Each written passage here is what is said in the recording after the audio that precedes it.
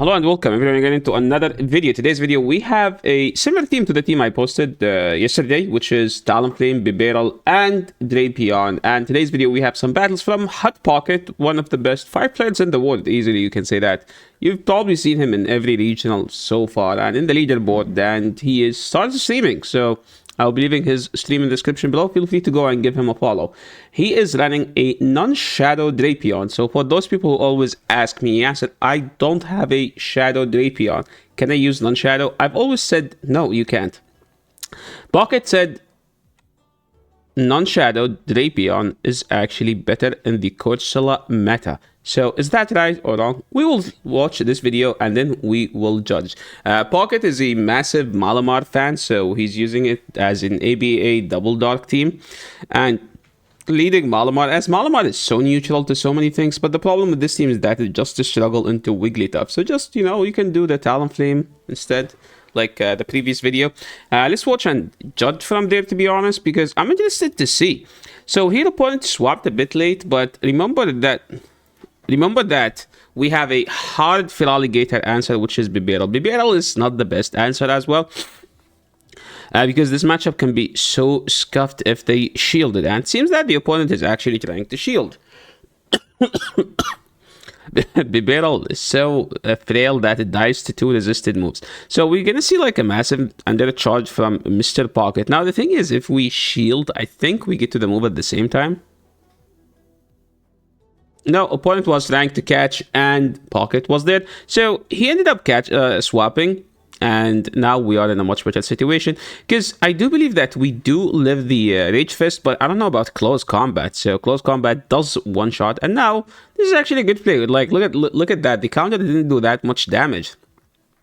Now remember that Feraligatr is almost at a move, and look at that. They brought an Azu, and this is why non-shadow is actually good, because you can run sludge here. He tried to swap and snipe Pocket, but Pocket was there, and his Barel just finished the Feraligatr and the Azu, and he took the win.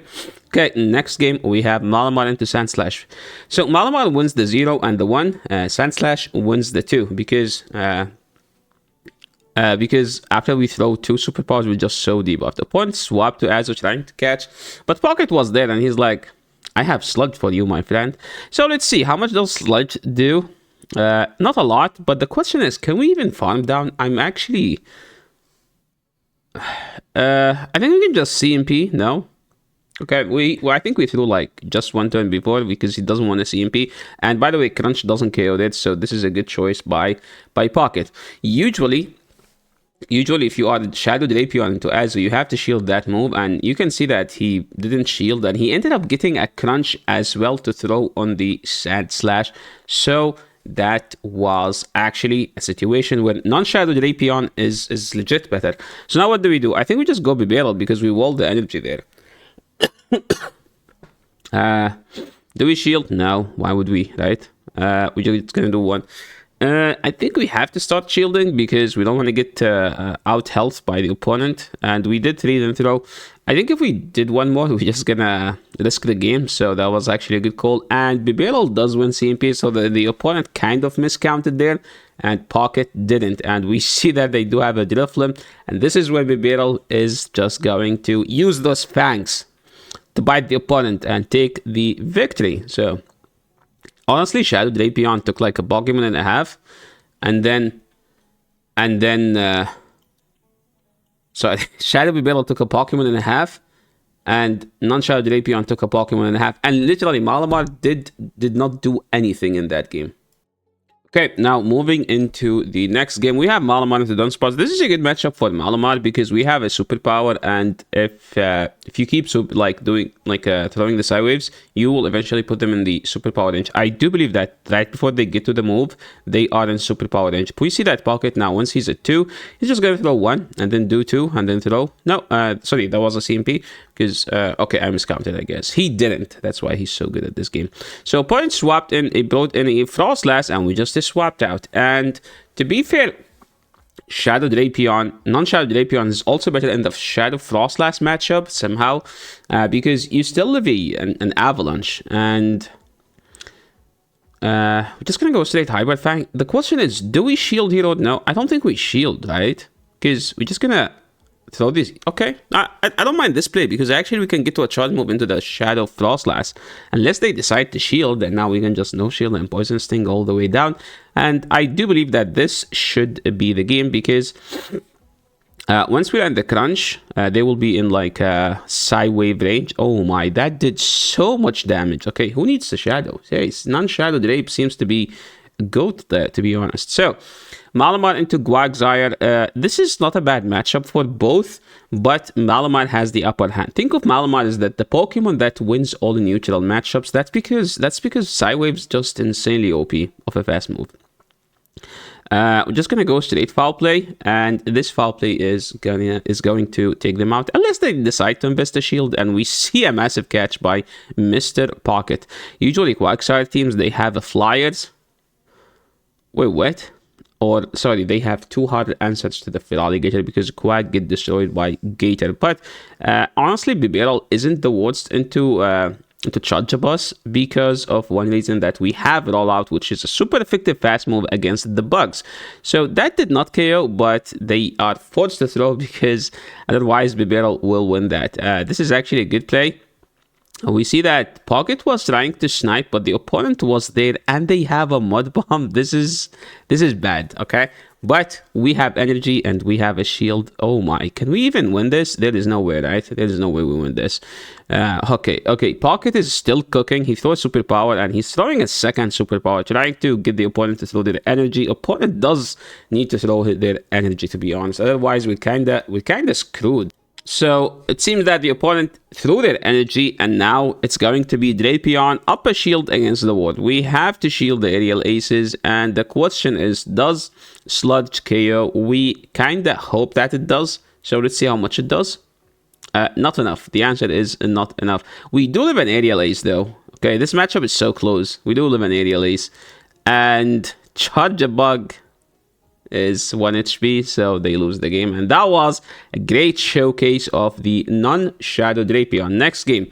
This matchup, there is a Psywave Breakpoint. If you have the Psywave Breakpoint, you win. If you don't, you lose, even though you have superpower. So how do you know if you have the Psywave Breakpoint or not? If you have the Breakpoint, you see that the Psywave is doing more than the Quick Attack. If the Quick Attack is doing more than the Psywave, that means you don't. So you can tell that Pocket has the Psywave Breakpoint. But they get the attack pal, so who cares about the breakpoint now? Barel into Diggersby. To be honest, the problem with Diggersby is that if the Diggersby gets an attack debuff, Diggersby just beat everything. So that's something that's just insane about Diggersby. Diggersby is so freaking good right now in the meta.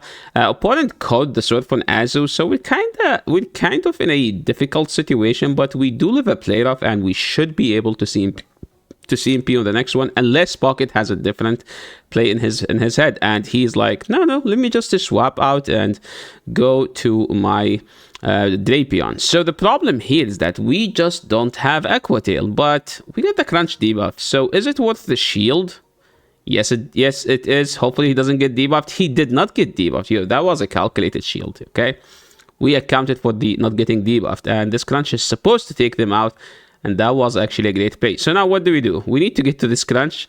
To this Sludge. It does more. Now, here's the thing. Whatever we bring in, we'll take a blast burn to the face. He got denied there, which is kind of sad. And now we can just do one rollout and then go for the Surf. And this Surf is going to take care of the Shadow Typhlosion. And then the Azu. We're just going to go for the Hyper Fang. And we did get the Hyper Fang, and we take the game. To be honest, this was a difficult team overall, but like the way he played the game got him the win, where like he kept just dancing around and put the opponent in an awkward situation where like they lost the track of energy. So Malamar into Feraligatr is one of the bad matchups. If you have the Breakpoint one, opponent is trying to catch on Togetic.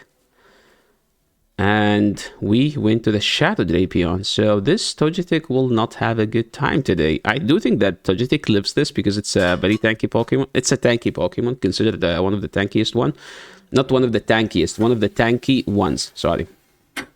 So we beat the Togetic, and we left with a charge move. Shadow Drapion cannot do that because you just don't have a Sludge. Opponent has a Corsola. Opponent is just triple weak to non-shadow Drapion, and Drapion did decent work.